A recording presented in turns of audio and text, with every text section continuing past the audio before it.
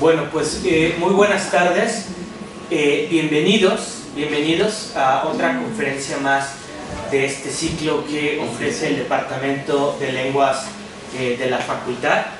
El día de hoy tenemos gustosamente a la maestra Ana María Escalante Gonzalo, quien viene del Instituto de Fisiología Celular, quien aceptó cordialmente nuestra invitación. Antes de comenzar, me gustaría leer un poco más acerca de la maestra para que tengan una idea de su perfil. La maestra Ana María Escalante Gonzalo es bióloga y tiene una maestría en Ciencias de la Computación por la UNAM. Durante más de 30 años ha trabajado como administrador de red y servidores en la unidad de cómputo del Instituto de Fisiología Celular de la UNAM. Desde hace 7 años coordina el Laboratorio de Investigación y Desarrollo de Aplicaciones Interactivas para la Neurorehabilitación en el mismo instituto. Su principal objetivo es utilizar la tecnología para complementar las terapias de rehabilitación de pacientes que han sufrido un daño neurológico. Entonces, le voy a ceder la palabra. Ella nos preparó una presentación que lleva como título, bueno, su conferencia como tal es El cerebro fragmentado, videojuegos para reconectarlo. Vamos a dejar unos minutos para una ronda de preguntas al final, aunque me dice que también pueden hacerle algunas preguntas sobre la marcha. Claro que sí. Entonces, pues, les cedo la palabra y bienvenidos, gracias por asistir. Bueno, muchas gracias. Me voy a parar porque mi laptop que va hasta allá.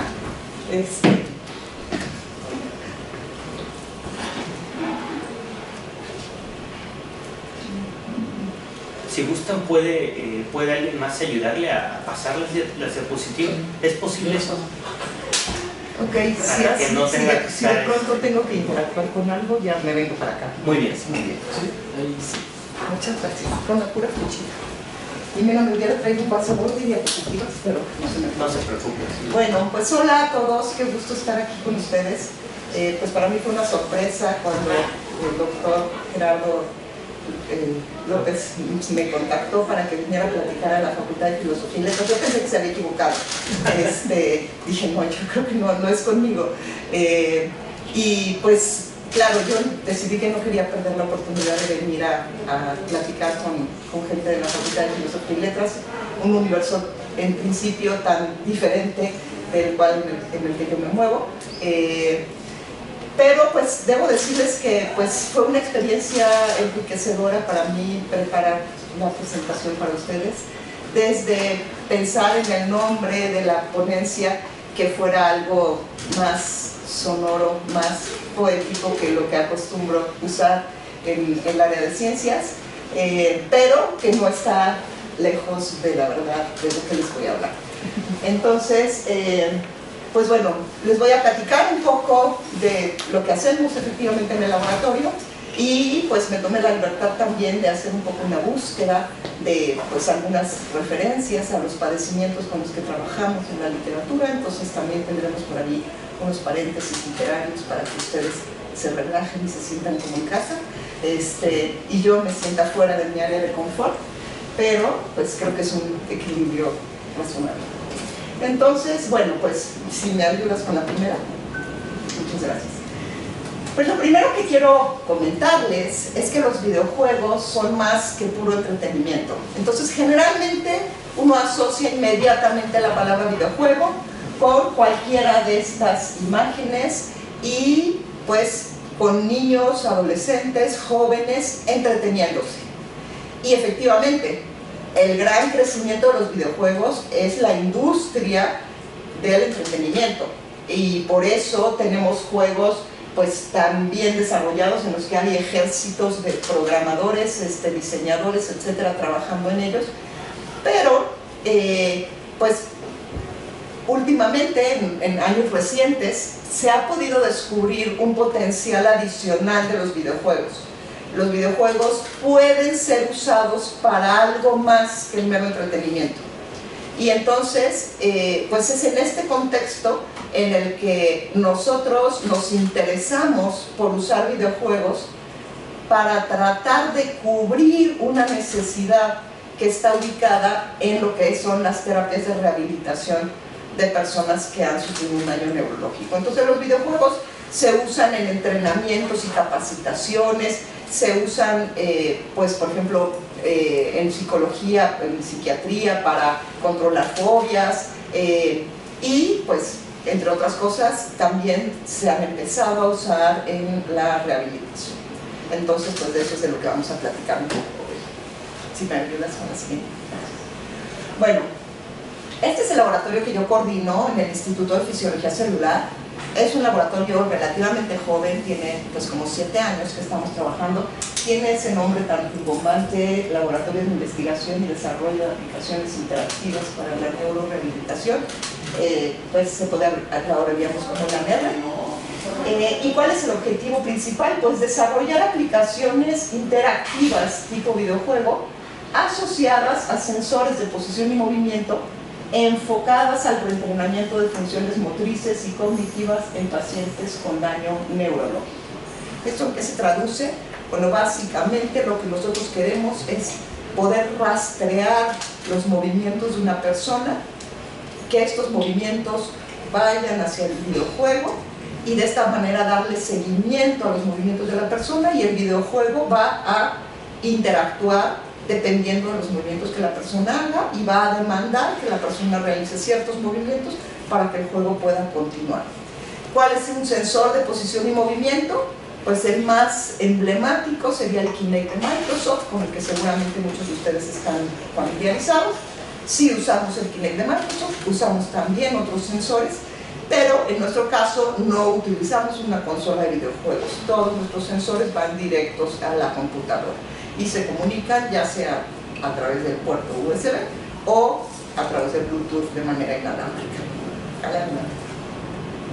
Bueno, primero que nada quiero hablar sobre discapacidad.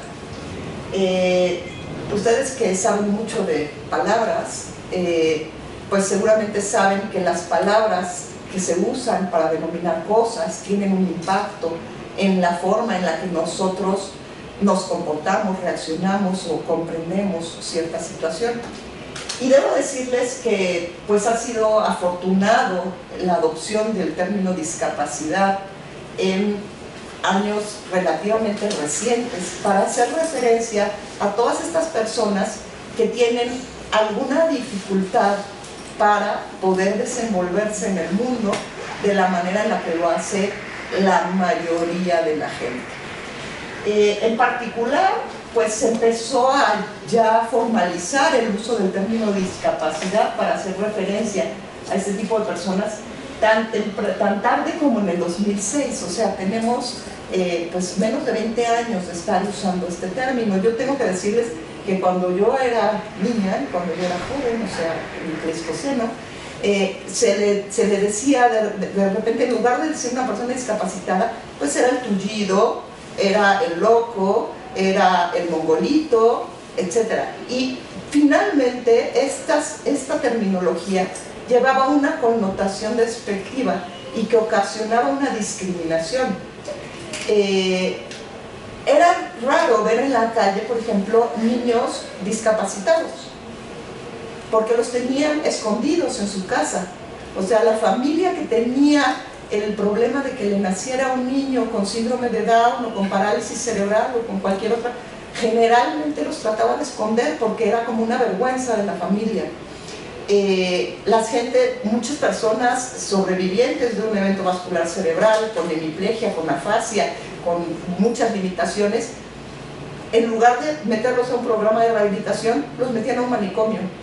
Y en los manicomios, pues ahí ya la familia se deshacía del paciente y que se hicieran cargo. Y no estamos tan lejos, no sé si ustedes se recuerdan la Clínica San Rafael, ubicada en Insurgente Sur, donde actualmente hicieron un centro comercial, el Patio Tlalpan.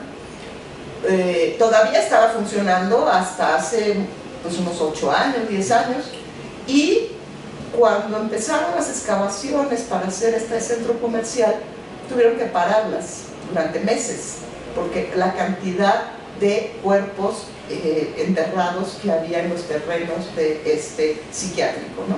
Entonces, bueno, afortunadamente la actitud hacia las personas que tienen discapacidad ha cambiado en los últimos tiempos. Y ya no solamente pues se les trata de otra manera, se les denomina de otra manera, lo cual nos hace a nosotros también verlos de otra manera. Y se ha pensado ya mucho más en cómo podemos ayudarlos, cómo rehabilitarlos, cómo ayudarlos a que se integren como otros individuos a la sociedad. Bueno, la OMS define la discapacidad como cualquier restricción o impedimento de la capacidad de realizar una actividad en la forma o dentro del margen que se considera normal para el ser humano. ¿Qué es normal? Pues normal es la mayoría. Y pues bueno, si alguien no es capaz de hacer las cosas como las hace la mayoría, pues es un discapacitado. Pero sin embargo, las personas con discapacidad son la minoría más grande del mundo. Se calcula que hay 1.000 millones de personas con algún tipo de discapacidad, lo que representa el 15% de la población mundial. Bueno, en términos generales, las discapacidades se clasifican en 5 grupos. La discapacidad física, que pues es un impedimento para el movimiento. La discapacidad mental, que afectaría facultades mentales, ahí estarían muchos de los padecimientos psiquiátricos.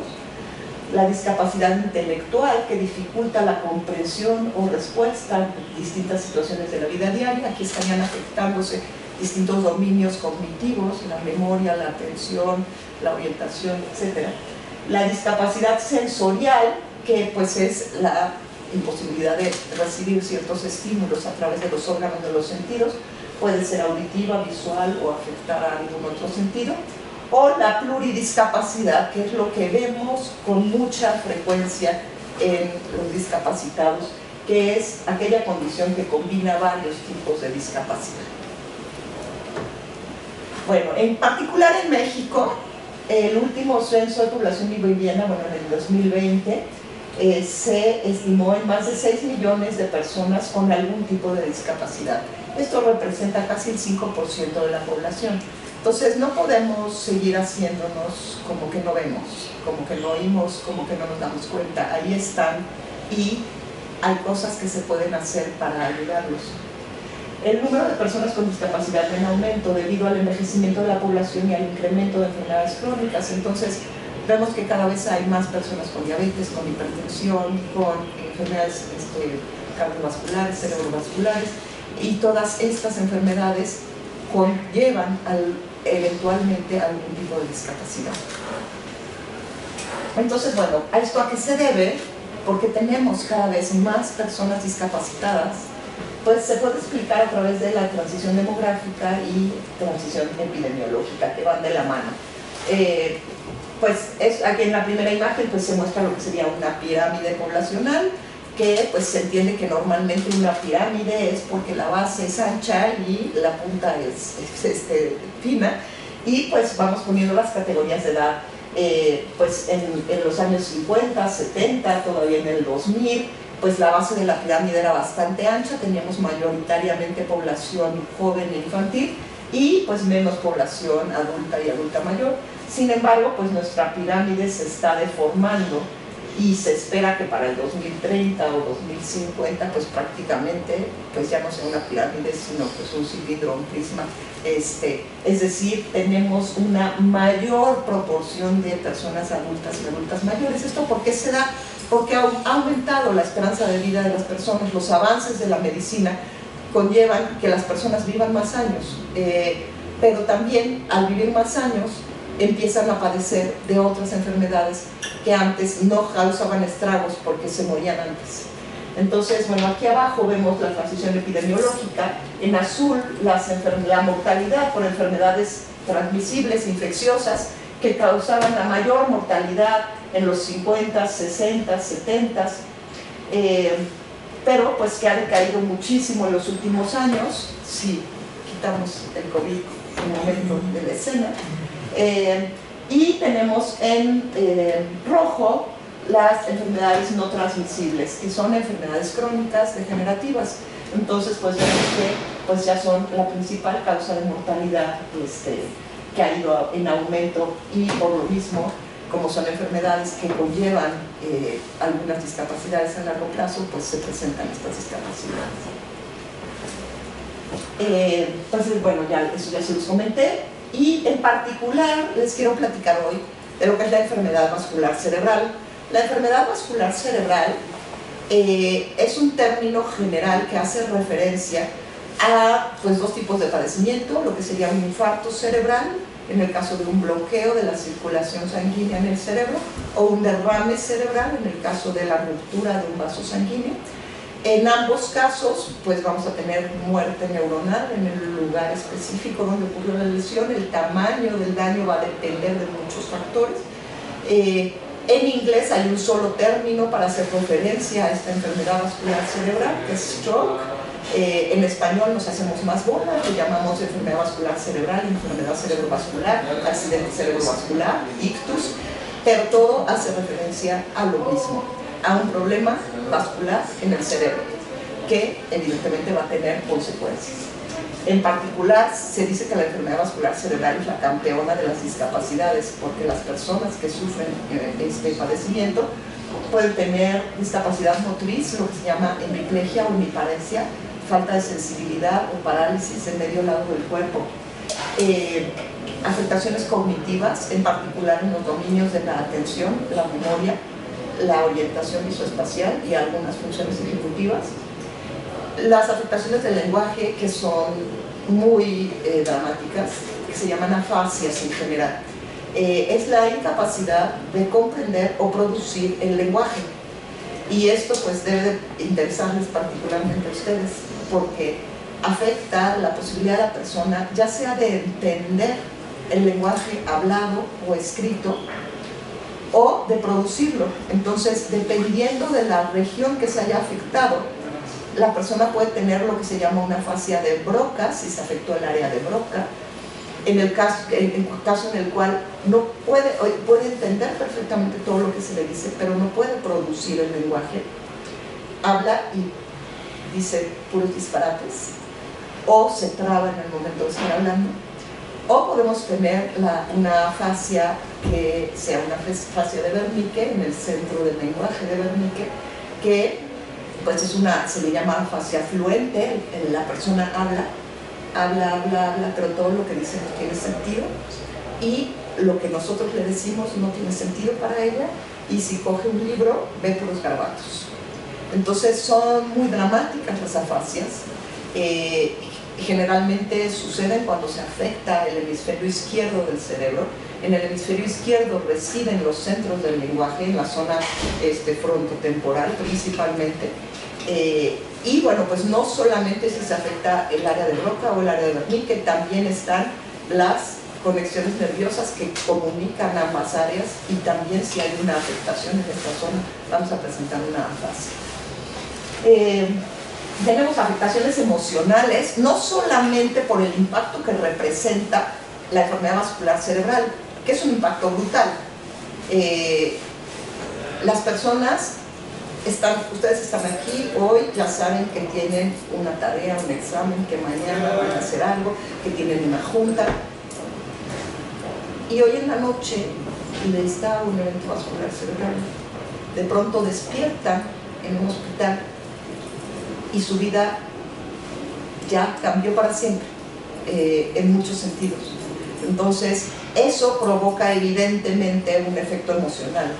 La persona puede no poderse mover, no entender, no poder hablar, no poder deglutir, etc.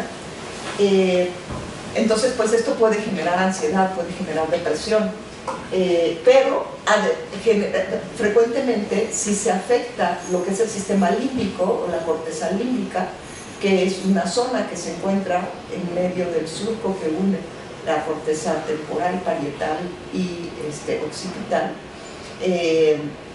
vamos a ver afectaciones emocionales como ansiedad, depresión. Vemos conductas de desinhibición. La persona no se viste y no le preocupa no vestirse, no es consciente de que eso tiene alguna implicación, o egocentrismo. Dejan de ser conscientes de cualquier cosa que ocurra en su entorno, solamente están como enfocados a sí mismos. Y por último, una de las cosas más dramáticas de esta enfermedad es que a largo plazo puede provocar demencia. Es la segunda causa de demencia en adultos mayores, la demencia vascular. Entonces, como ven, pues es una estrella de discapacidades en el evento vascular cerebral. Bueno, aquí lo que vemos es la incidencia. Esta gráfica pues, es de Estados Unidos y de hace como 6 años. Pero bueno, básicamente lo importante es que pues, su incidencia aumenta con la edad. Entonces, entre el grupo de los 40 a 59 años, hay hasta cerca de un 2% de probabilidad de que a uno le dé un EBC, es decir, entre 100 personas a 2 les va a dar un EBC. En el grupo de 60 a 79 años aumenta al 6% y dramáticamente en el grupo de más de 80 se acerca al 15%, es decir, de cada 100 personas mayores de 80 años, a 15 les va a dar un evento vascular cerebral. Entonces, pues es un problema importante porque cada vez tenemos más población de más edad. Bueno, este diagrama nada más es para explicarles un poco la diferencia entre lo que es un infarto cerebral y un derrame cerebral. Entonces, tendríamos el caso de lo que es el evento vascular cerebral isquémico, y en el isquémico lo que ocurre es la obstrucción del flujo sanguíneo en una arteria del cerebro. Esta obstrucción va a impedir que la sangre fluya a diferentes zonas del cerebro. Una cosa importante es que las neuronas son altas demandantes de oxígeno y glucosa. Entonces, consumen más del 20% del oxígeno y la glucosa del organismo. Y no pueden sobrevivir mucho tiempo sin estos aportes. Entonces, cuando ocurre el bloqueo de una arteria en alguna zona del cerebro, empieza a haber muerte neuronal de inmediato. Y pues de hecho hay una frase muy común que usan los neurólogos, que tiempo es cerebro. Entonces, en cuanto ocurre, hay síntomas de un evento vascular cerebral, el tiempo es cerebro. Conforme van pasando los minutos, tenemos más neuronas que se van muriendo. Entonces, dependiendo del lugar en el que ocurre este bloqueo, esta obstrucción, digamos, las funciones que se van a ver afectadas. Dependiendo del tiempo que se tarde en darle atención médica, pues puede ser el tamaño de la lesión, la cantidad de neuronas que van a morir, y todo eso va a tener implicaciones sobre las funciones que se van a ver afectadas. Y bueno, este tipo de EBC, el infarto cerebral, representa el 85% de los casos de enfermedad vascular cerebral. Por otro lado, tenemos el hemorrágico, que es el que se conoce como derrame cerebral, representa el 15% de los casos, son muchos menos, y es pues la ruptura. En este caso puede ser una arteria, puede ser una vena, puede ser una unión arteriovenosa, y lo que ocurre es el derramamiento de la sangre en el parénquima cerebral. Y curiosamente las neuronas, digamos, la sangre es tóxica para las neuronas, entonces las neuronas en contacto con la sangre empiezan a morir. Y no solo eso, sino que pues además en el momento en el que se rompió un vaso sanguíneo, deja de fluir la sangre pues más allá de donde ocurrió la ruptura. Entonces, muy frecuentemente, digamos que el 75% de los pacientes con derrame cerebral fallecen a consecuencia del derrame. Pero el 15% que sobrevive generalmente se recupera más rápido que los pacientes con infarto cerebral, en los que tenemos que solamente de 30 al 35% fallece a consecuencia del derrame cerebral, pero el 70-80% queda con secuelas. Bueno, aquí es donde voy a empezar mi paréntesis. Me di a la tarea de buscar pues referencias literarias que tuvieran que ver con el infarto cerebral, y primero me encontré con Thomas Tranströmer, no sé si a ustedes les suene. Fue un premio Nobel de literatura sueco, y pues él escribió: en la gente que sufre, en la superación que comporta su lucha, he encontrado respuesta a algunas de las preguntas que me han perseguido a lo largo de toda mi existencia. Tuvo paralizada la mitad derecha del cuerpo como consecuencia de un EBC que sufrió en 1990. Perdió entonces la voz, es decir, tuvo una afasia, y desde aquel episodio se comunicaba con el mundo a través de la palabra escrita. En 1974, 16 años antes de sufrir el EBC, escribió un poema premonitorio en su libro El cielo a medio hacer.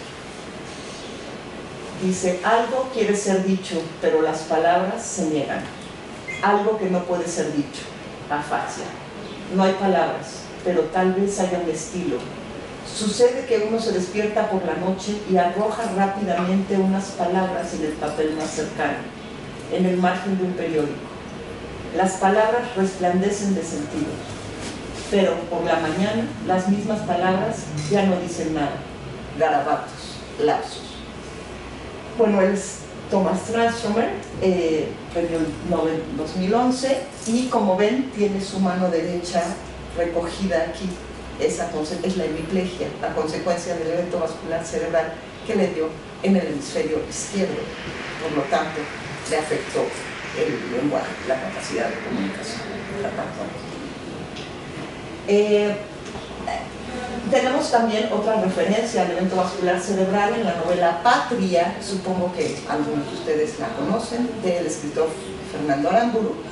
Pues es una novela de ficción, pero en la cual aparece un personaje. Bueno, esta novela nos narra la situación que viven dos familias en particular en un pueblo de Vizcaya. Está pues digamos, en la situación en la que ETA está tratando de defender el nacionalismo, y bueno, nos presentan a un personaje, Aranza, la hija de una de las familias. Aranza tuvo un ictus y como consecuencia queda inmóvil. Aunque oye y entiende, no es capaz de reaccionar. Le aterrorizaba pensar que la metiesen en un ataúd creyéndola muerta y la enterrasen viva. Ana nos dice: Aranza desde su silencio es el punto de unión entre ambas familias. Con carácter conciliador y dialogante logra lo que no han podido años de rencor, de miedo y de ambiente hostil. Con su sonrisa logra poco a poco el acercamiento de posturas nunca imaginables. Su humor incluso sobre su discapacidad. Cuando, platicando a través de su iPad con Javier, el hijo de la otra familia, le dice: si te da un ictus, nos casamos.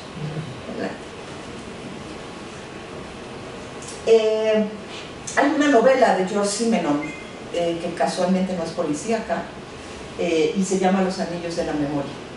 Esta novela a mí me parece muy buena, bueno, me encantó porque me ayudó a entender lo que las personas con las que yo trabajaba estaban sintiendo, lo que les había pasado. Y nos dice: ha sucedido algo de lo que no conserva el menor recuerdo. No recuerda ni cuándo ni dónde ha ocurrido. Frunce el ceño o cree fruncirlo, pues ya no está seguro de nada, ahora que su boca ha enmudecido y que sus miembros ya no le responden. Más adelante nos dice: ¿cómo habría reaccionado unos días atrás, el martes por la mañana, sin ir más lejos, si le hubiesen anunciado? Dentro de unas horas dejarás súbitamente de ser un hombre normal. No podrás andar ni hablar. Tu mano derecha será incapaz de escribir. Verás ir y venir gente a tu alrededor sin poder comunicarte con ellos. Si quieres adelante. Y más adelante nos dice: rememora su vida pasada, expresamente su última mañana, la del martes, y le sorprende haber llevado esa existencia, haberle concedido importancia, haber representado un papel que se le antoja pueril. Ha abordado tantas cuestiones en el silencio de la habitación que teme que se le vayan de la cabeza. Varias de esas cuestiones atañen a lo esencial. Lo sabe, por más que ignora en qué manera y por qué. Por primera vez experimenta la necesidad de plasmar en palabras ciertas impresiones, ciertos atisbos que ha vislumbrado. Y esto es lo que a mí me llama la atención. Lo he visto en pacientes sobrevivientes de un EBC. La necesidad de escribir, la necesidad de narrar su experiencia. Y entonces, además de que bueno, tenemos las referencias en la ficción, tenemos el caso de escritores que han tenido un EBC y de gente que no es escritora, pero le dio un EBC y decidió escribir. Entonces me pregunté, bueno, ¿qué está pasando? Entonces, si quieres adelante, me encontré un artículo que se llama El poder terapéutico de la narración, y dice: el efecto curativo de la narración se produce por la catarsis aportada por la reflexión, por la transferencia al papel de los miedos y los pensamientos negativos así como por la liberación, el alivio y el consuelo que aporta la extraversión narrativa. Eso es de lo que hablan los autores. Y claro, ahí me queda bastante claro pues esta necesidad que sienten las personas que han sufrido por este trauma de expresarse de forma escrita. Y pues tenemos otro premio Nobel de literatura, Orhan Pamuk, en La maleta de mi padre. Dice: creo que la literatura es la experiencia más valiosa que el ser humano ha creado para comprenderse a sí mismo, porque escribir es verter en palabras esa mirada hacia el interior y estudiar con paciencia y obstinación ese mundo desconocido hasta la enfermedad que te habita y que se abre ante ti. Esta soledad impuesta por la enfermedad en las personas que han sufrido un evento vascular cerebral, este aislamiento, esta incomunicación muchas veces orgánica que produce la afasia, por ejemplo, los encierra en un estado reflexivo y de soledad que pues muchas veces los empuja hacia la narrativa. Y bueno, tenemos ejemplos de escritores que han sufrido un evento vascular cerebral. Tenemos, por ejemplo, Jorge Martínez Reverte, en su novela, bueno, en su libro No ficción, Inútilmente guapo, nos da varias referencias. Nos dice: todos los días me lavan, me cambian los pañales y me depositan hecho un pincel en las manos de los terapeutas. Imagínense ustedes a un escritor en sus 50, 60 que pues se vea en esas condiciones, que es un bulto al que mueven y al que le ponen el pañal y al que le cambian el pañal y lo llevan con los terapeutas. Yo solo sé que me duele todos los días el cuerpo, o sea, me duele mucho Jorge. Y ya de regreso en su casa dice: estoy en mi casa rodeado de aficionados que no saben cómo tratar a un minusválido. Y en justa correspondencia el minusválido no sabe cómo tratar a la gente que tiene que cuidar. ¿Avanzamos? Bueno, nada más para no irme más, hay otro texto de Luis Puigcercus Vázquez, Ictus, la experiencia que cambió mi vida, si quieres avanzar.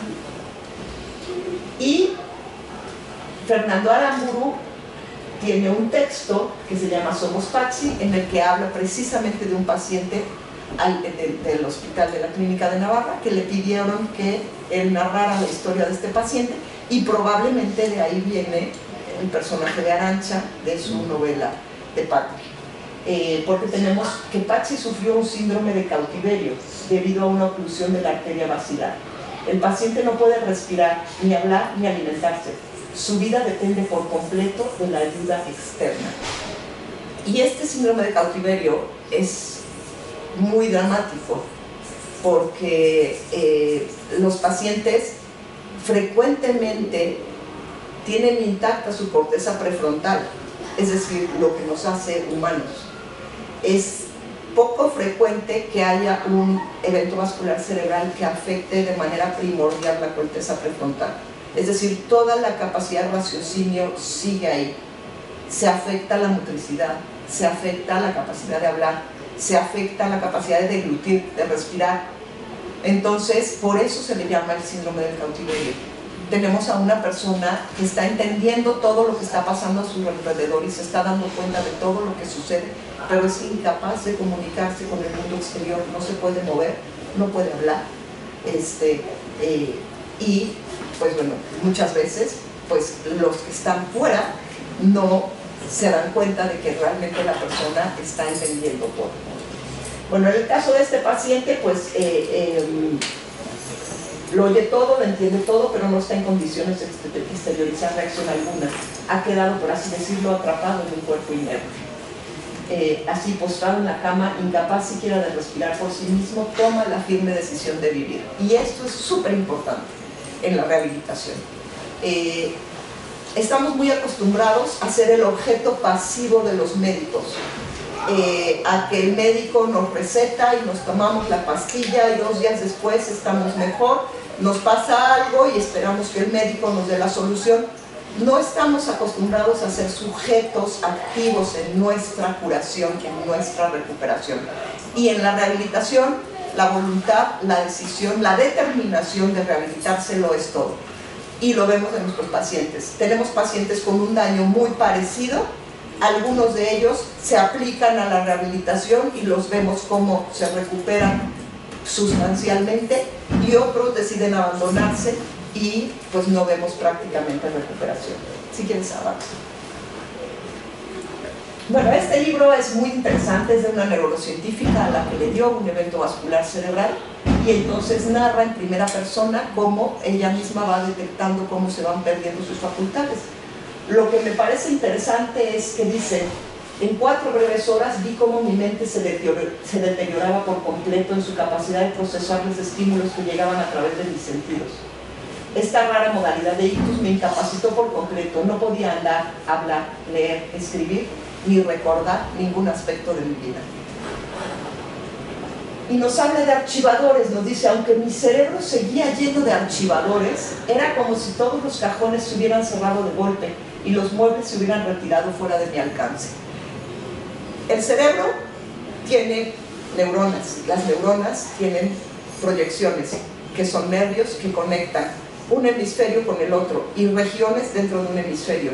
Para que nosotros podamos funcionar integralmente, tienen que estar las neuronas y las conexiones.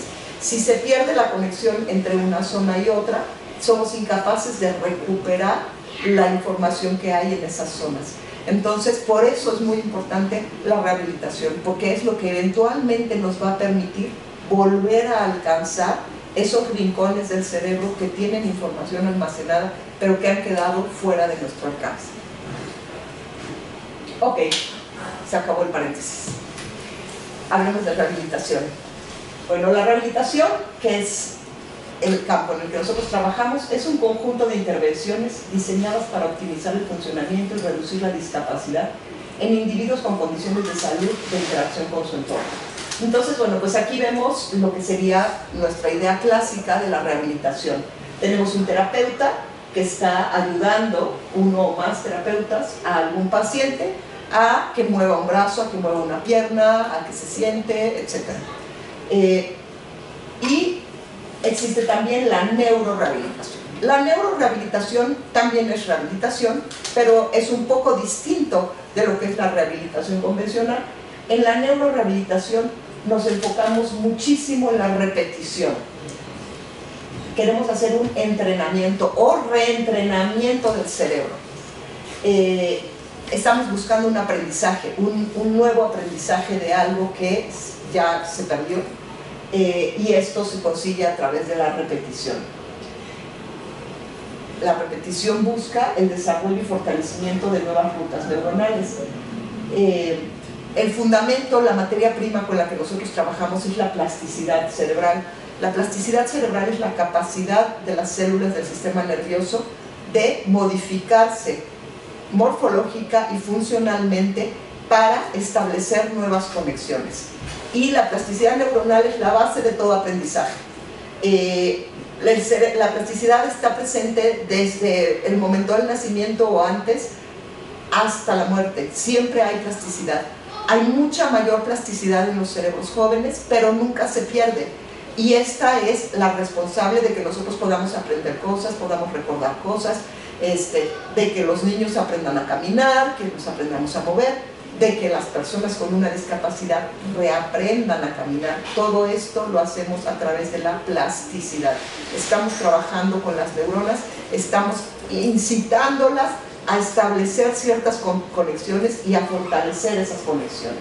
Entonces, bueno, pues aquí básicamente estas imágenes de microscopía muestran unas neuronas que han perdido muchas conexiones, pero al cabo de cierto tiempo, con un entrenamiento, vemos que se restablecen muchas de estas conexiones. Eso es la plasticidad cerebral. En neurociencias decimos las neuronas que disparan de forma simultánea establecen interconexiones.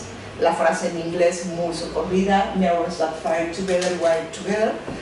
Lo que nosotros vamos a tratar de hacer es repetir, repetir, repetir, dar una estimulación positiva para una cierta acción, de modo que empecemos a fortalecer ciertas conexiones entre neuronas y eventualmente consigamos fortalecer una ruta neuronal que o no existía o estaba silenciosa, de modo que recuperemos una movilidad, por ejemplo. Entonces, ustedes pueden pensar la persona con un evento vascular cerebral, con una hemiplegia, que no puede mover su mano derecha, quiere decir como si tuvieran un cable que va desde la corteza motora primaria hasta la mano. Y en algún punto en el interior del cráneo se cortó ese cable. Entonces la persona sigue pudiendo dar la instrucción de quiero mover mi mano. A la mano no le pasa nada, pero la instrucción no llega y la mano no se mueve. ¿Qué es lo que nosotros queremos hacer? Bueno, pues vamos a empezar a dar retroalimentación positiva. Cada vez que mueva un poco la mano, vamos a mostrarle en pantalla que está teniendo éxito. Y vamos a forzarlo a que lo repita, que lo repita, que lo repita, que lo repita. ¿Para qué? Para que las neuronas vecinas a esa zona donde se cortó el cable establezcan nuevas conexiones y se forme una vía alternativa a la que se perdió.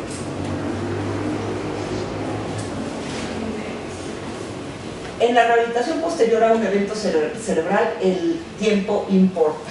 Y esto se debe a que hay mecanismos de plasticidad que se exacerban después de una lesión al sistema nervioso central. Es decir, como les había dicho, la plasticidad es muy alta en los niños y va disminuyendo un poco con la edad, pero cuando ocurre un insulto al sistema nervioso central, se dispara la plasticidad y las neuronas aledañas al lugar donde ocurrió la lesión empiezan a tener una actividad muy alta y la necesidad de establecer nuevas conexiones. Tenemos una plasticidad exacerbada. Por lo tanto, tenemos que aprovechar esa ventana de oportunidad para guiar a esas neuronas a que se conecten de manera adecuada. Si no lo hacemos, esas neuronas van a ser captadas para otras funciones. Ninguna neurona en el sistema nervioso central se queda sin conectar. Entonces, si tenemos neuronas que perdieron sus conexiones y que están ávidas de volverse a conectar y las canalizamos en el camino correcto, las vamos, digamos, a reclutar para nuestra vía motora nueva o para nuestra vía cognitiva nueva. Pero si dejamos que el paciente, digamos, no haga una rehabilitación, estas neuronas van a ser captadas para otras funciones.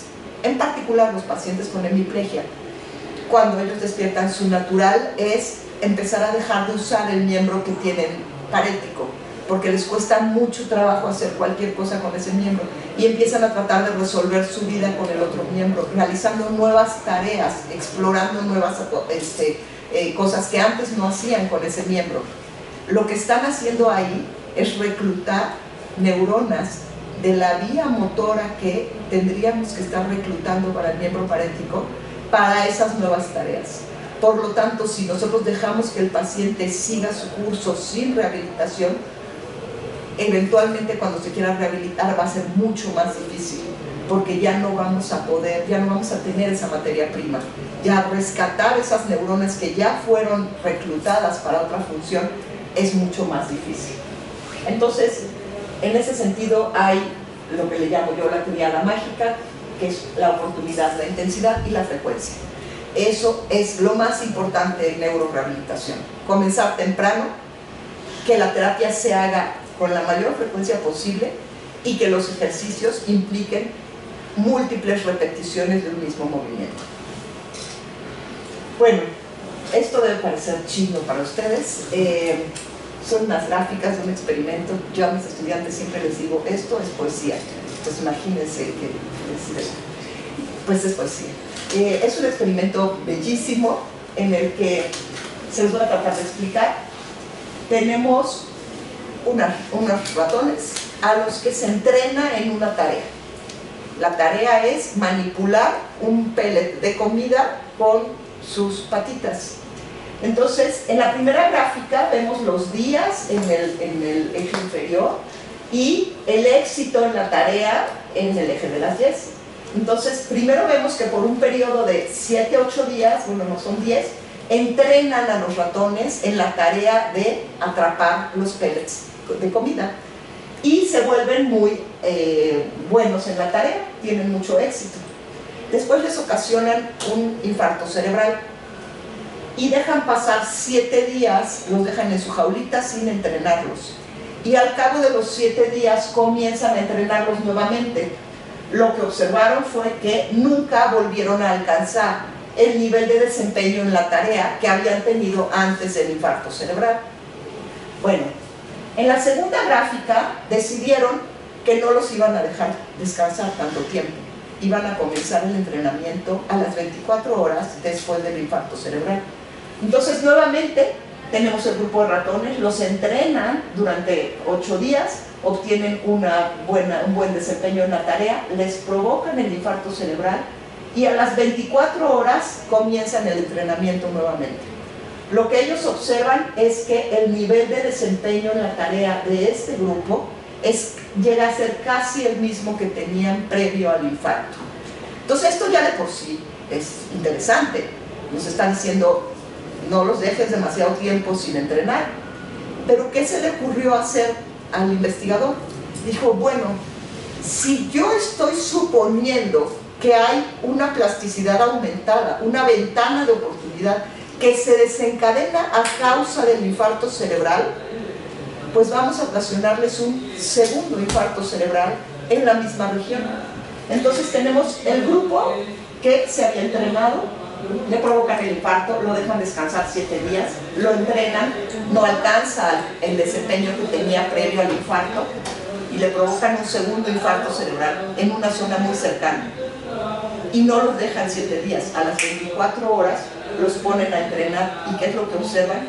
Que recuperan la destreza al mismo nivel que tenían previo al primer infarto cerebral. Entonces, o sea, realmente es asombroso. Nos está demostrando que efectivamente hay una plasticidad aumentada, que efectivamente el tiempo importa, el tiempo es funcionalidad, el tiempo es vida en este caso. Entonces, bueno, esto ocurrió con ratones. Ha habido varios acercamientos, evidentemente con los humanos no podemos hacer lo mismo. No nos dejarían generar un segundo infarto cerebral en una persona que ya tuvo un infarto cerebral.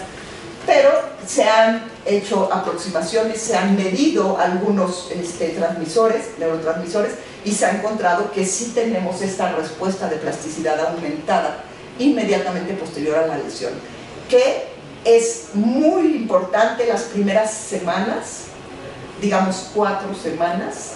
Ahí es donde vamos a tener la máxima ganancia. Los primeros 3 meses todavía tenemos ganancias importantes, hasta los 6 meses. Ahí decimos que el paciente está en etapa subaguda. Después de los 6 meses, el paciente pasa a etapa crónica.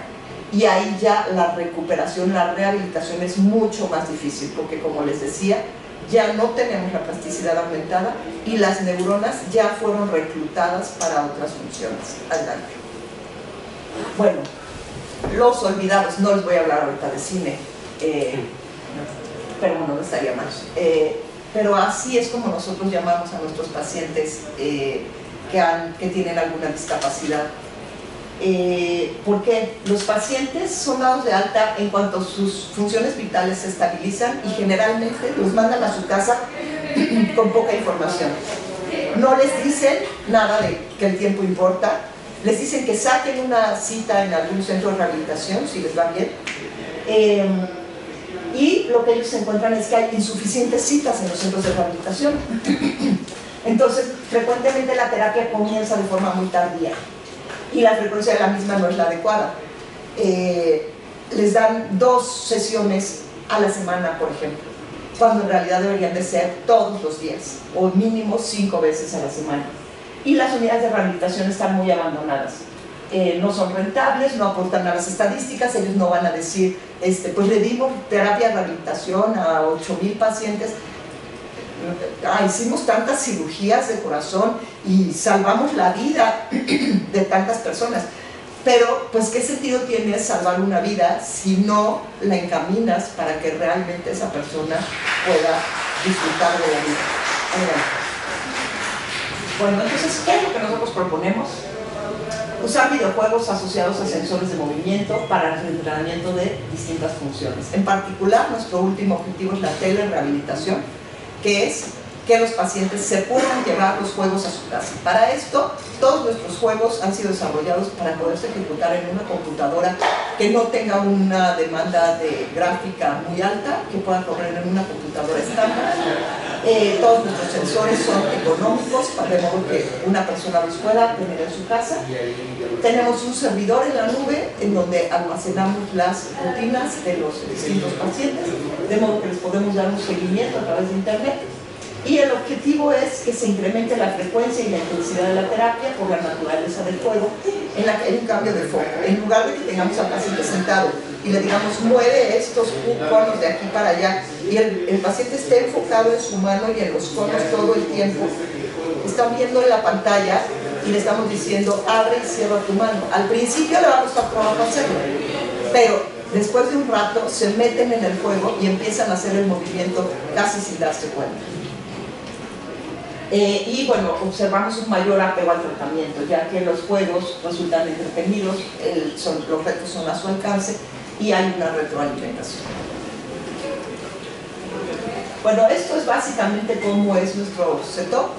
Tenemos el servidor en la nube en el que pues están las rutinas que le hemos asignado al paciente. El paciente en su casa enciende su computadora, se conecta a internet, descarga las rutinas, realiza sus ejercicios. Los resultados de lo que él hace todos los días se cargan al servidor. En el otro extremo está el terapeuta o estaría gente de mi grupo analizando los resultados de sus juegos y asignándoles nuevas rutinas dependiendo de los resultados que tuvieron en los juegos anteriores. ¿Qué sensores utilizamos? Bueno, pues usamos sensores comerciales y otros sensores desarrollados por nosotros. De los sensores comerciales tenemos el Kinect de Microsoft, el Leap Motion, que es un sensor infrarrojo pequeño, como si fuera una USB, que es exclusivamente para la mano. Y bueno, hemos usado volantes comerciales, ahora ya estamos haciendo nuestros propios volantes porque el volante comercial es muy caro para actividades bimanuales. El Leap Motion nos permite detectar el movimiento grueso de la mano, la apertura y el cierre, pero no la pinza fina del pulgar con los demás dedos de la mano. Y para la rehabilitación motora fina necesitamos estos movimientos. No encontramos nosotros un sensor accesible que nos pudiera permitir detectar esto, por lo tanto desarrollamos un guante de datos. Tenemos ya dos versiones. Primero hicimos uno que era de tela, pero pues encontramos varios problemas en su uso y por lo tanto ya hemos desarrollado otro que básicamente, bueno, ese es nada más un prototipo, pero pues son como capuchones que se colocan en la punta de los dedos, de modo que no hay que meterle un guante de tela al paciente, que a veces es muy difícil, y de esta manera inalámbricamente, a través de pues, la electrónica que se encuentra en esa cajita en la muñeca, enviamos la señal al juego. Tenemos también un mouse ergonómico. Hay muchos ejercicios que se pueden realizar con un mouse, pero nuestros pacientes generalmente no pueden manipular un mouse convencional, no tienen la fuerza, la destreza para hacerlo. Entonces decidimos desarrollar una carcasa especial y después de varios diseños nos quedamos con esta última, que es muy ergonómica, se ajusta muy bien tanto a pacientes que tienen flacidez, quiere decir que prácticamente no tienen control de su mano, como a pacientes que tienen espasticidad, es decir, que tienen sumamente contraídos los dedos. Entonces, este diseño permite que los dedos, ya sea que se contraigan o que se estiren, no importa, pero lo importante es que con un neopreno le sujetamos el mouse a la mano y entonces el paciente ya no tiene que preocuparse por estar cogiendo el mouse. El neopreno se lo ajusta y se enfoca en sus movimientos en el plano horizontal. Pues otros sensores que estamos desarrollando, un rodillo, un joystick, una pelota. Las aplicaciones desarrolladas o los juegos, pues tenemos juegos para motricidad y para cognición. En el caso de la motricidad, pues para la rehabilitación de miembros superiores, es decir, las articulaciones de hombro, codo, muñeca y los dedos. Y en equilibrio y marcha, esos son pues juegos que tenemos ahorita en desarrollo. Y para la rehabilitación cognitiva estamos desarrollando una plataforma de rehabilitación cognitiva que estimula las funciones de atención, memoria, orientación visoespacial y funciones ejecutivas. Bueno, aquí un ejemplo, este es un videito de uno de los juegos que tenemos con el sensor Kinect. En este caso, el paciente toma el rol de un portero y tiene que tratar de detener la mayor cantidad de tiros penales posibles. Entonces se coloca una diana en pantalla que indica el lugar a donde se va a disparar el penal y el paciente tiene que realizar movimientos estirando el brazo para que sean movimientos exclusivamente del hombro, en el plano horizontal o en el plano sagital. Bueno, pues ese es un paciente utilizando este juego en el Instituto Nacional de Neurología y Neurocirugía, pues bien, que tiene hemiparesia derecha, y pues le cuesta trabajo, pero pues a fuerza de repetir y repetir y repetir los movimientos, poco a poco van alcanzando mayores rangos, mayores ángulos de movimiento.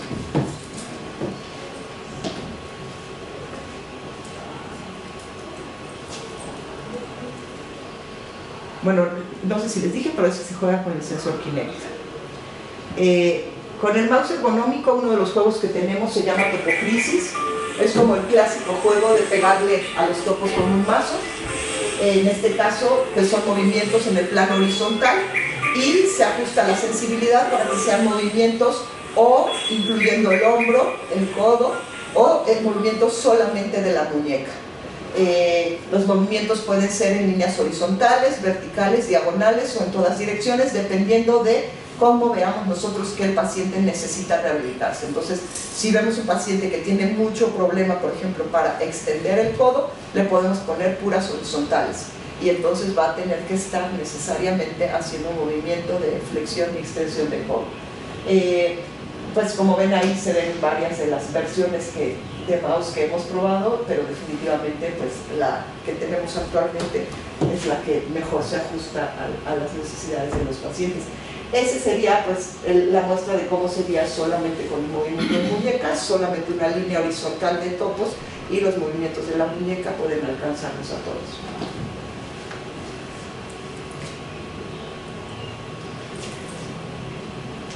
Con el sensor Leap Motion tenemos este juego que se llama Charlie's Escape, es parecido al juego de Super Mario. Tenemos que ayudar a ese personaje que se llama Charlie a llegar a la meta, y para esto tenemos que hacer movimientos de cerrar y abrir la mano. Mientras mantenemos la mano cerrada, Charlie avanza, y cuando aparece un obstáculo tenemos que abrir la mano para que Charlie salte. Entonces, bueno, pues hay, como en todos los juegos, diferentes niveles de dificultad, la velocidad a la que avanza Charlie, la distancia entre los obstáculos, la predecibilidad de los obstáculos, todo eso varía. Y pues bueno, el paciente tiene o que abrir totalmente la mano o al menos poder despegar el pulgar del resto de los dedos de la mano para que Charlie pueda saltar.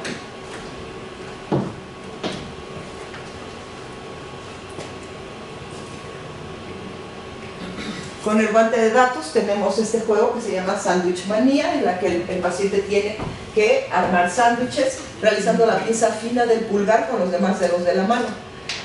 Cada dedo representa un ingrediente, por ejemplo, el índice representa el pan, el medio representa el jamón, el anular representa el queso y el meñique representa el jitomate.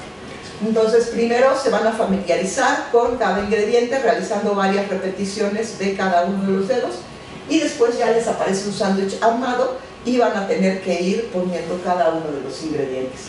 Ahí se muestra la primera versión del guante, que era de tela.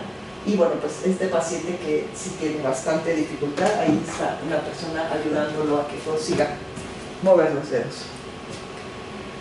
Bueno, entonces, ¿qué resultados hemos obtenido? Terminamos un protocolo con pacientes crónicos supervisado en el Instituto Nacional de Neurología y Neurocirugía. Vimos que pues, fue probar nuestra plataforma con pacientes. Pudimos demostrar que es segura, que es confiable y que hubo un alto grado de satisfacción de los pacientes que la usaron. Observamos moderada recuperación en pacientes crónicos con hemiparesia del miembro superior. Esto, pues, ni siquiera estábamos muy seguros de obtener esta recuperación. Nuestro tamaño de muestra era pequeño y eran pacientes crónicos. Pacientes que tenían en su mayoría más de un año de que habían tenido el EBC, algunos hasta 10 años después de un EBC. Y sin embargo observamos ganancias importantes en casi todos. Y bueno, definitivamente la capacidad de recuperación depende de la magnitud del daño en el tracto pórtico-espinal.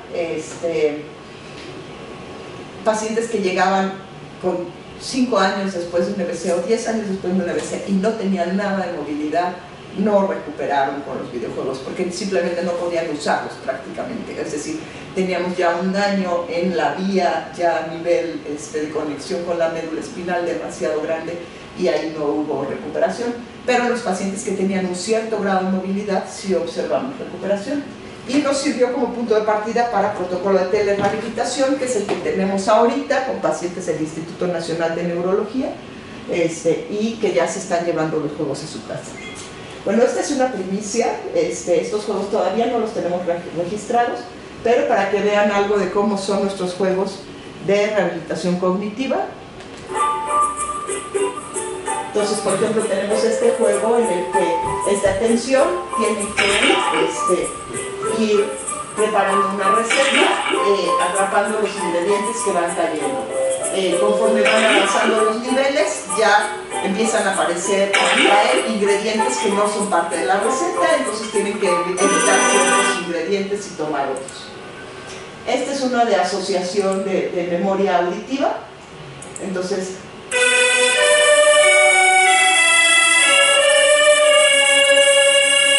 cada botón se asocia a un sonido.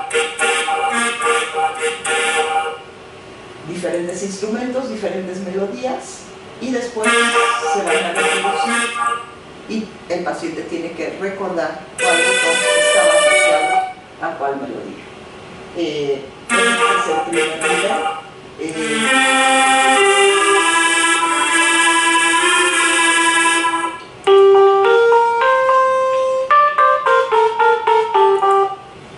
Aquí pues tenemos ya un botón de distractor.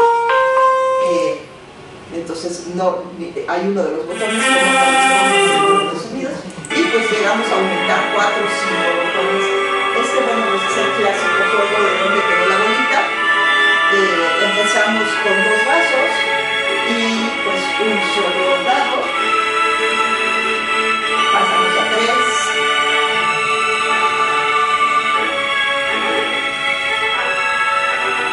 a 4,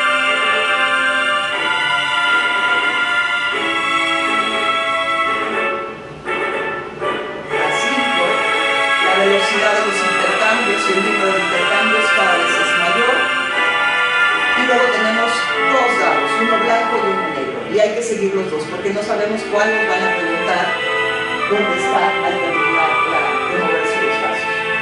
Entonces, pues, así son juegos en los que pues, el nivel de dificultad va aumentando, de modo que los pacientes lo puedan seguir haciendo. Este es de memoria. Aparece la alacena con los artículos que tenemos que comprar, luego vamos al súper y tenemos que recordar cuáles son los artículos que hacen falta. Este es un juego de arma rompecabezas. Aquí pues es la orientación espacial, el ubicar los elementos que completan las rompecabezas. Cada vez son rompecabezas con más piezas y pasamos de pues, figuras más familiares a figuras cada vez un poco más abstractas y un mayor número de piezas. Las figuras incluso se pueden mostrar rotadas en la parte inferior. Este es un típico juego de memoria, se puede jugar con peces, nos muestran los estímulos, los voltean y después uno de ellos ha cambiado, tenemos que recordar cuál es el que cambió. Va aumentando el número de tarjetas, se aumentan los colores, las distintas formas de los objetos y además de poder jugar con peces, podemos jugar con flores,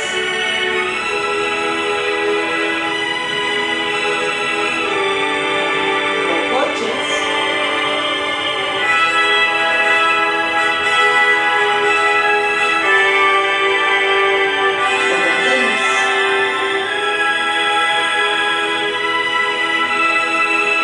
Este otro juego es un juego de ya planeación, funciones ejecutivas. Necesitamos mover bloques para poder sacar ese cofre y llevarlo al bote para sacarlo de ese lugar. Entonces, pues nuevamente el reto se va volviendo cada vez más complicado y tenemos que hacer muchos más movimientos con los bloques para poder sacar el cofre. Nuevamente es un piano, se tocan secuencias de notas y tenemos que recordarlas. Al principio tenemos el apoyo de que las notas se mantienen iluminadas y pues después ya no se van a mantener iluminadas y nosotros vamos a tener que recordar cuáles son las notas que se tocan. Entonces, bueno, pues esos son algunos de los juegos que tenemos en nuestra plataforma de rehabilitación cognitiva. Y, pues bueno, aquí algunos otros juegos de motricidad. Les mostré 4 en detalle. Aquí vienen varios otros para los mismos sensores y para algunos otros sensores. Y pues ya con la música que nos han compuesto algunos estudiantes de música que colaboran con el laboratorio.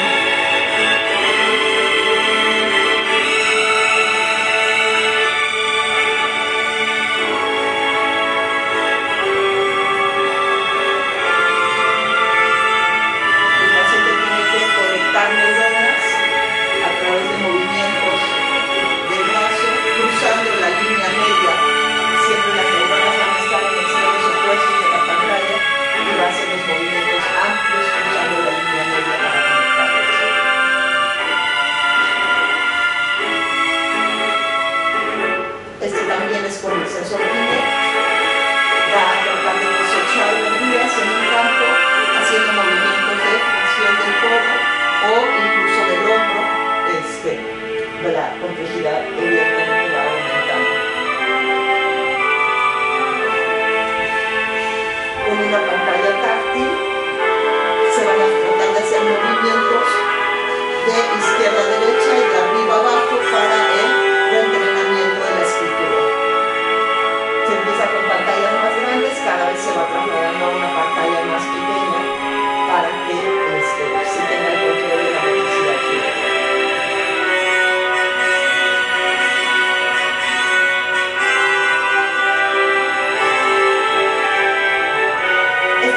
Se juega igual con el mouse, con el juego de Topocrisis, pero en este caso pues el ambiente es de dinosaurios. Hay que mover la mira para poder, digamos, acabar con los carnívoros que se colocan y que son una amenaza para el dinosaurio que se encuentra al centro de la pantalla.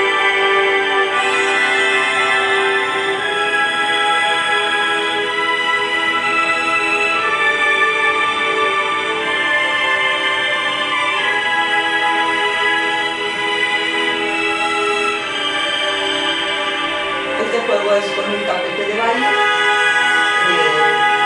y pues las melodías y las secuencias están programadas de manera que se puedan ajustar a las capacidades del paciente. Puede programarse que solo se use la pierna derecha, solo la izquierda, solo movimientos hacia adelante y hacia atrás, o solo laterales, dependiendo de las capacidades del paciente.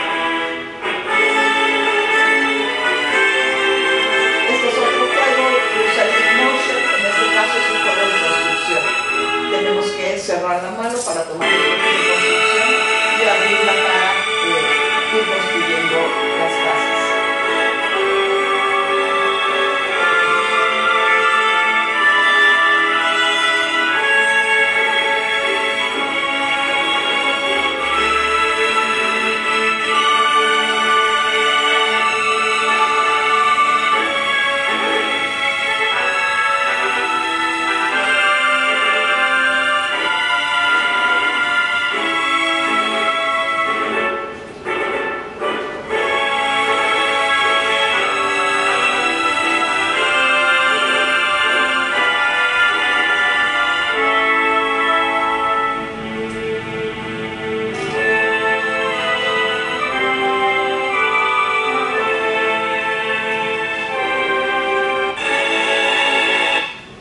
Ok, pues ya, para terminar, pues les debe quedar claro que es un laboratorio multidisciplinario en el que colaboran ingenieros, los programadores, que son ingenieros en computación o licenciados en ciencias de la computación, los electrónicos que hacen los sensores, que son ingenieros en electrónica, mecatrónica, biomédica o biónica, quienes visten los dispositivos para que puedan ser usados por las personas, son diseñadores industriales, Tenemos un grupo de imagen que son diseñadores gráficos y comunicadores visuales que nos ayudan con los personajes y los entornos de los videojuegos, además de material de divulgación. En el campo de batalla tengo un gran grupo de psicólogos, estudiantes de neurociencias, terapia física y ocupacional, que son los que trabajan directamente con los pacientes, y pues recientemente la incorporación de los músicos, con lo cual pues ya tenemos musicalizados la mayoría de nuestros juegos, porque es muy importante una estimulación multimodal, no solamente visual, sino también auditiva, para la recuperación. Y bueno, pues nada, aquí mis colaboradores más cercanos, la persona promotora del laboratorio, una investigadora emérita del instituto, el ingeniero Joas Ramírez, él es líder programador del grupo, y el ingeniero Chalet, también es especialista programador, y eso es todo. Y esa es la mascota del laboratorio, Brain, que vino aquí a saludarnos. Y eso es todo, por mi parte. Creo que me extendí un poco más de lo acordado, pero bueno, perdón.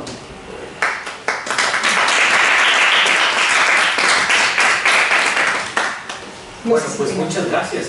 Realmente no, yo creo que estuvo muy bien que se extendiera, porque creo que sea necesario tener ese preámbulo. Nos gustó mucho también, al menos a título personal, la inclusión de citas para entender un poco, digámoslo, la fascia, ¿no? Desde alguien que ya la sufrió, con una voz pues, literaria, si se puede decir así. Ahora bien, no sé si hay alguna pregunta de parte de los asistentes. Creo que hay tiempo para poder dialogar. Si alguno de quienes asistieron pues tengan alguna pregunta. ¿Aquí hay una? Yo tenía un comentario, porque muchos de los movimientos en realidad podrían ser llevados a cabo sin los videojuegos, ¿no? Pero los videojuegos en ese sentido ocupan la tarea de darle un sentido, ¿no? De darle entretenimiento, de hacer que no sea como, tengo que ir a hacer la terapia, ¿no? Tengo que ir a moverme, sino es como voy a ir a jugar. Entonces... Sí, es un poco la idea. De hecho, pues se ha observado que hay mucho más apego al tratamiento de los pacientes cuando usan los videojuegos que cuando nada más usan terapia convencional. Muchas veces sus terapeutas les dicen, tienes que realizar estos ejercicios en tu casa, ¿no? Entonces, 50 repeticiones de pasar un vaso del lado derecho al lado izquierdo, 20 repeticiones de recoger frijoles que estén en la mesa, y los pacientes se aburren, se fastidian, no le encuentran mucho el sentido a lo que están haciendo y no lo hacen. Entonces sí, efectivamente, nosotros no estamos descubriendo nada nuevo. Lo que hicimos fue observar cómo se llevaba a cabo la terapia convencional y tratar de trasladar esos mismos movimientos al videojuego. Y lo que hemos visto es que hay pacientes, claramente, algunos pacientes, en el momento en el que están muy conscientes de su mano, los que tienen muchas plasticidades, que la tienen muy cerrada, les dices, abre la mano, y la cierran más, abre la mano y la cierran más. Y de pronto les pones el juego y nada más le dices, cuando aparezca el obstáculo, abre para que salte. Y entonces como que lo hacen una vez y lo hacen otra vez, y de pronto, al cabo de un rato, están abriendo la mano sin darse cuenta, simplemente porque saben que necesitan abrir para que el muñequito salte. Pero si se hacen conscientes de que tienen que abrir la mano, la cierran más. Entonces hay un efecto como de cambio de foco.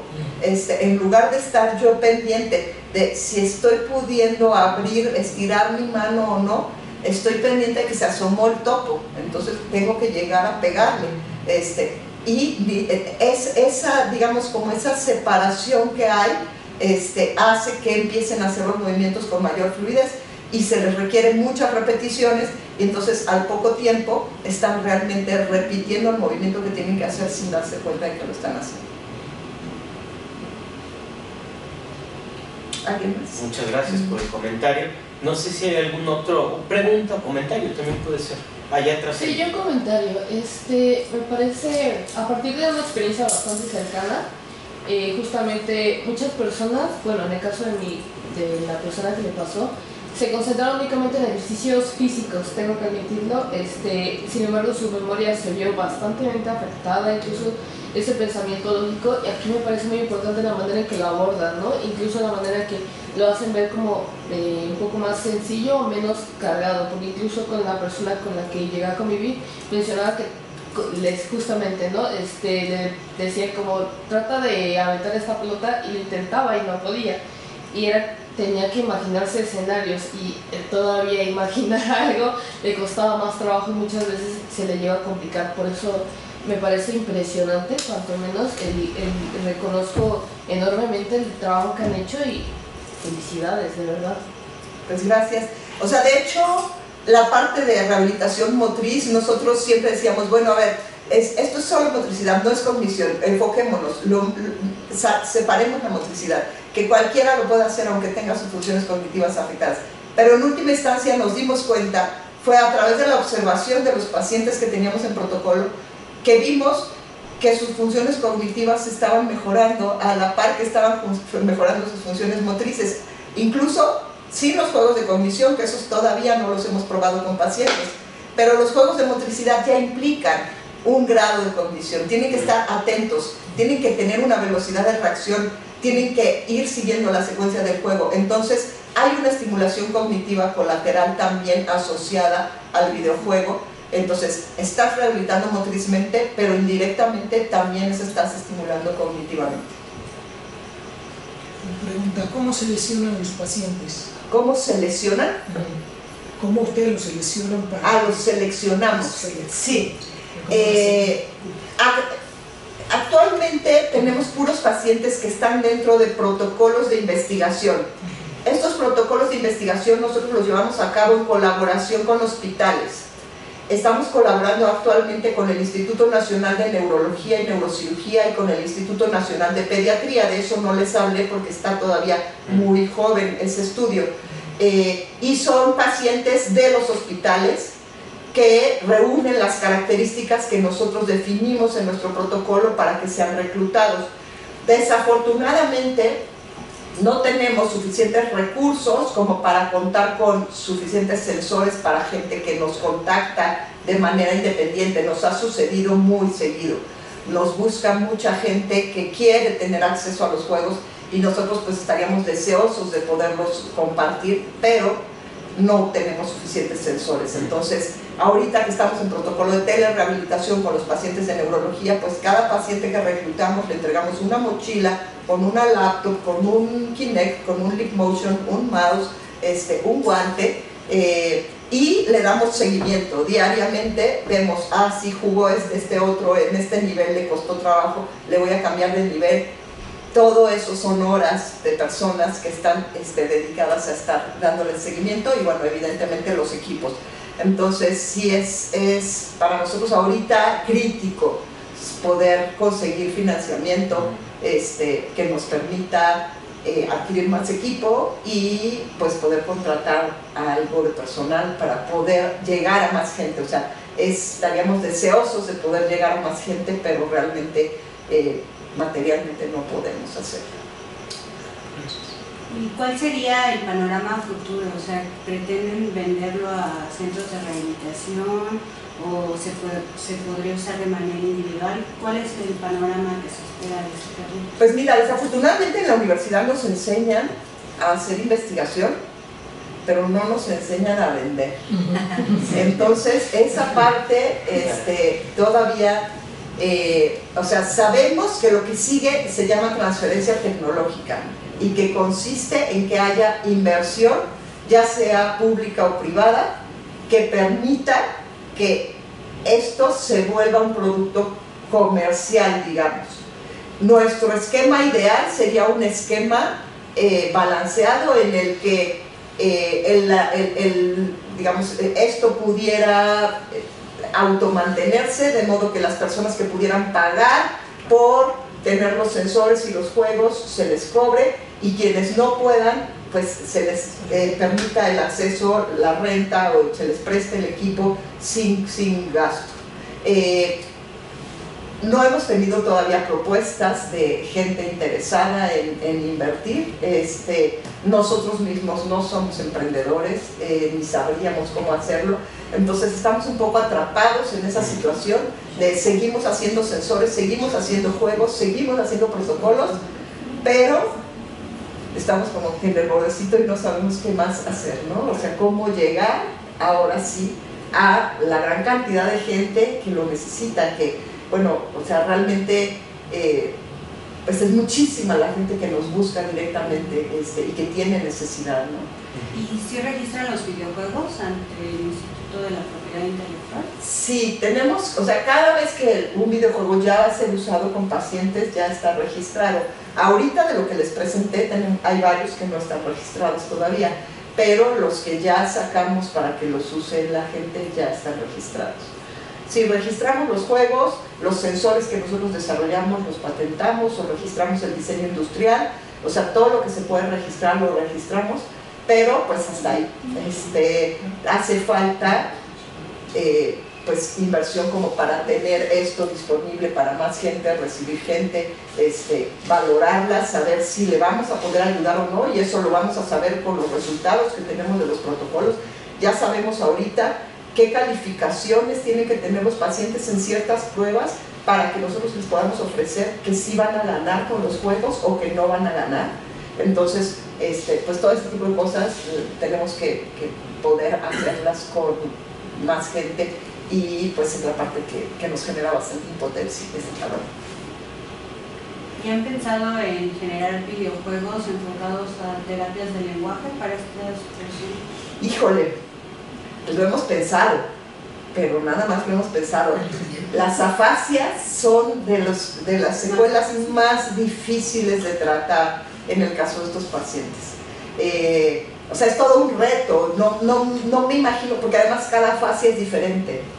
O sea, tienes el paciente que puede ver algo y lo puede nominar, el paciente que puede ver algo y lo nombra de una manera distinta, aquel que es capaz de leer, aquel que no es capaz de leer, que ve puros garabatos, aquel que es capaz de entender si se lo dices, y los que no pueden ni siquiera entenderlo. Entonces, realmente es un reto imponente poderlo hacer de esta manera. O sea, la mayoría de las afasias necesitan un terapeuta del lenguaje, y en 1 a 1, o sea, en una relación 1 a 1, porque cada afasia es diferente, y no sabes si vas a poder llegar al paciente de manera visual, de manera auditiva, etcétera. O sea, por imágenes, por letras, es muy complicado. Las afasias, sí, o sea, afasias y la parte conductual o emocional es la parte que no tenemos abarcada para poder tener un tratamiento, digamos, integral del paciente posterior a un evento vascular cerebral. Y me atrevería a pensar que en la parte emocional pues podríamos encontrar como formas de abordarlo, pero la parte de la fascia de plano es todo un reto, todo un reto. Sí, las afasias son tremendas. Y una última pregunta. Si entendí bien, la plasticidad del cerebro se desencadena después de un EBC. O sea, se exacerba. Ajá. Una persona que no sufre eso y está ante estas cosas, ¿puede desarrollar la motricidad también? ¿O? Puede entrenar. A mí me serviría. O sea, la parte motriz general, a una persona, digamos, los retos motrices que representan nuestros juegos no son retos digamos, importantes para una persona con sus capacidades normales. Son los movimientos que cotidianamente haces. Digo, a lo mejor en alguien muy torpe como yo, el tapete de baile no estaría de más. Es lo que pensé. Pero los demás juegos pues son movimientos que hacemos todos los días. La parte de la plataforma cognitiva, esa sí es para todo el mundo.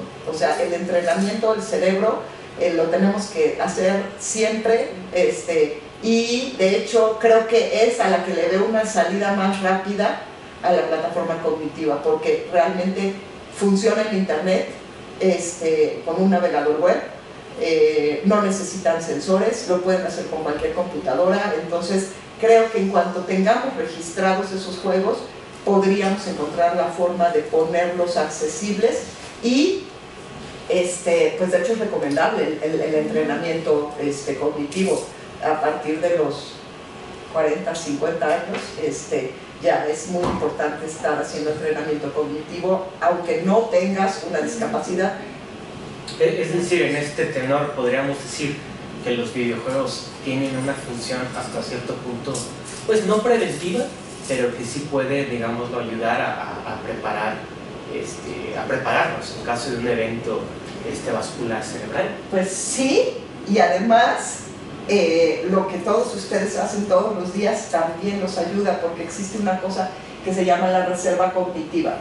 Y la reserva cognitiva está asociada con tu nivel de escolaridad y con la actividad a la que te dedicas. Conforme más escolaridad tienes y tu actividad es mayormente intelectual, tu reserva cognitiva aumenta. Y esto quiere decir que tienes muchas más conexiones en tu cerebro de las que tiene una persona que se dedique a alguna actividad, digamos, que no requiera una alta demanda intelectual. El resultado es que los pacientes con una alta reserva cognitiva tienen una rehabilitación mucho mejor que los pacientes con una baja reserva cognitiva. Que las pruebas que aplicamos de funciones cognitivas en pacientes con una lesión semejante las calificaciones son muchísimo más altas en los pacientes que tienen una reserva cognitiva alta que con una reserva cognitiva baja. Entonces, ya el hecho de dedicarse a lo que se dedican y de tener la formación que tienen, ya es para ustedes un seguro de salud. Pero además, entrenar adicionalmente el cerebro también ayuda. Entonces, sí es una manera de prevenir, no que te dé el EBC, porque ese, pues, si tienes condiciones que te predisponen a que te dé, pues te va a dar, pero sí a que las secuelas posteriores sean menos serias y que tu rehabilitación pueda ser más exitosa. Sí, porque al ver algunos de los videojuegos que presentó, sí me queda claro que algunos de ellos, pues, están en los videojuegos comerciales, que a lo mejor no se centren solamente en esas o en esa repetición, sí, pero creo que es algo que, como dice usted, pues a partir de los 40 es algo que hay que ir practicando, ¿no? Sí. Muy bien. Por ahí, antes de que yo interviniera, había otra pregunta. Sí, el tema de los videojuegos pues tiene distintas facetas, pero luego han sido muy criticados. En general, los juegos que son como más comerciales y más populares, que tienen como las armas, o que son como Mario Bros, son los cochecitos, todo eso, uno podría pensar, ¿no?, por toda la información, que cada vez que estás jugando un juego de estos comerciales varias horas o varias veces a la semana, estás entrenando tu cerebro, ¿no?, porque estás estimulándolo. Pero ¿qué tanto qué tanto jugar videojuegos en general realmente no termina por afectar ciertas otras funciones cerebrales? Ok, no soy una especialista, mi formación no es de psicóloga, pero lo que te puedo decir es que cuando tienes una conducta, digamos, adictiva hacia el videojuego, te puede ocasionar conductas sociópatas, es decir, gente que deja de poderse relacionar con otras personas de una manera adecuada porque está muy inmerso en el mundo del videojuego.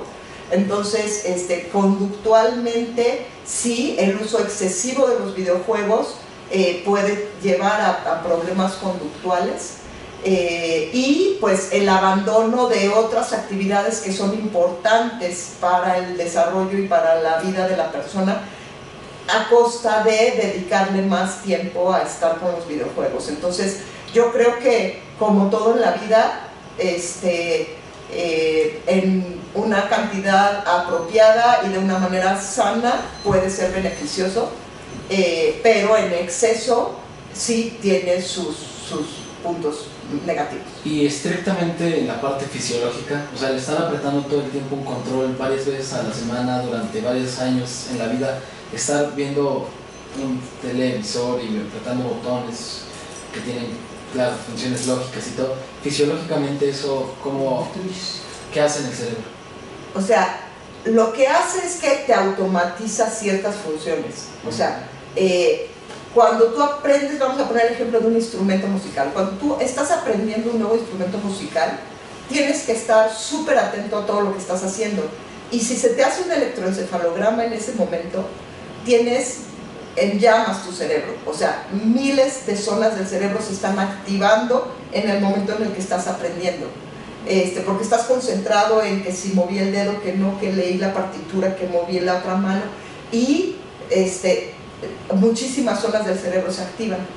Cuando ya automatizas la conducta, entonces son pocas zonas del cerebro las que se activan cuando realizas una tarea.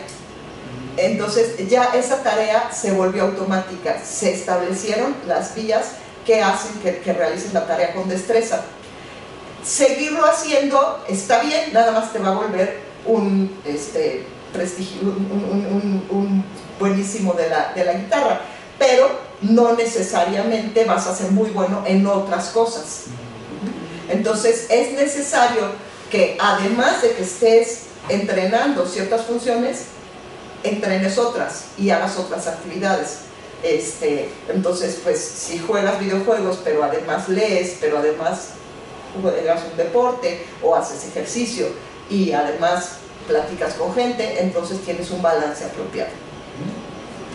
Eso suena muy difícil, ¿no? De hacer. O sea, esta facultad nos está pintando a una dimensión desconocida. Pero, sí, no, muchas gracias por todo. No sé si hay alguna otra intervención por ahí, alguna duda, pregunta. Todavía creo que tenemos tiempo para una más. Si no es así, yo la última quisiera preguntarle si este fantástico proyecto que tienen ustedes, ¿se ha pensado trasladarlo o cree que en algún futuro se pueda trasladar a terapias más convencionales, motrices? Ok, mira, sí, o sea, esta terapia puede funcionar para muchos padecimientos.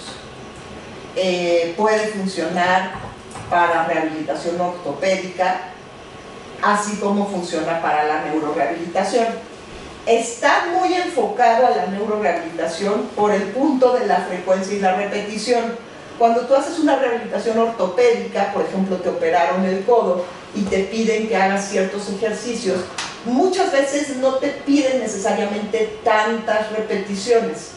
Te piden que tengas que pongas una pesa o una liga y pues hagas, no sé, 4 o 5 estiramientos y luego cambias de movimiento. En realidad, en esa rehabilitación ortopédica, lo que estás haciendo es como meter mucha variedad en el tipo de movimiento que haces y distintas fuerzas.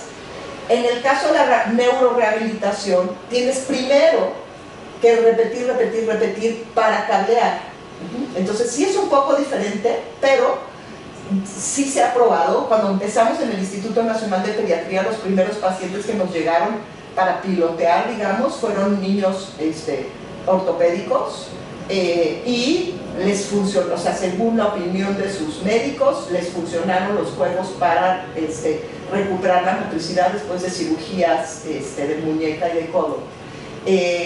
También puede aplicarse a muchos otros padecimientos neurológicos. Estamos convencidos de que puede funcionar como algo que ayude a mantener o evitar un deterioro muy rápido en enfermedad de Parkinson, en Alzheimer, en esclerosis múltiple, probablemente en demencias, pero no hemos desarrollado un protocolo específicamente para esos padecimientos. Entonces, realmente sí puede aplicarse a muchos tipos de rehabilitación y a muchos padecimientos, estamos casi convencidos de ello. Podemos asegurarlo de los padecimientos con los que estamos trabajando. En el caso de los niños, parálisis cerebral espástica unilateral, en el caso de los adultos, el infarto cerebral, pero tenemos bastantes elementos que nos llevan a pensar que podría funcionar para al menos evitar o detener o volver más lento el deterioro de pacientes con otras enfermedades degenerativas. Quisimos comenzar con una enfermedad que no era degenerativa porque pues necesitábamos ver si había un impacto favorable. Si empezamos con una enfermedad progresiva como un Parkinson o como un Alzheimer, a lo mejor lo más que vamos a ver es que el declive a lo mejor no fue tan rápido, pero son enfermedades que no podemos detener su progreso. Lo más que puedes hacer con la rehabilitación es tratar de volverlo más lento. Entonces, empezar un protocolo para tratar de demostrar que esto funciona con un padecimiento que no tiene una respuesta notable a la rehabilitación, pues hubiera ido en contra de nuestros intereses. Entonces, por eso fue que comenzamos con padecimientos que no son progresivos. Claro. Bueno, pues muchas gracias. Primeramente gracias a la maestra Ana María, y pues a ustedes por acompañarnos, ¿no? También el DLFI les agradece. Muchas gracias por aceptar una invitación pues un tanto extraña, ¿no? Y inesperada, pero gracias. Así es. Bueno, un gusto, jóvenes. Muchas gracias por escucharme tanto rato.